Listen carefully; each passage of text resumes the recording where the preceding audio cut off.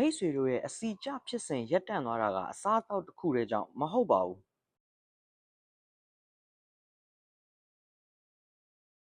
မိတ်ဆွေတို့စိတ်ဖိစီးမှုဖြစ်တဲ့အခါခန္ဓာကိုယ်ကနေထုတ်လွှတ်လိုက်တဲ့စိတ်ဖိစီးမှုဟော်မုန်းကော်တီဇောကြောင့်လည်းဖြစ်နေနိုင်ပါတယ်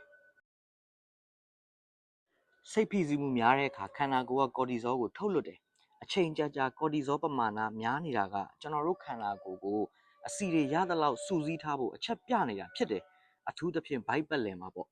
ဒါကကျွန်တော်တို့ရဲ့စားတောက်အစီအစဉ်ပြည့်ရင်းသွားတာမဟုတ်ဘူးကျွန်တော်တို့ရဲ့အာယုံကြောစနစ်ကအနားယူဖို့တောင်းဆိုနေတာသာဖြစ်တယ်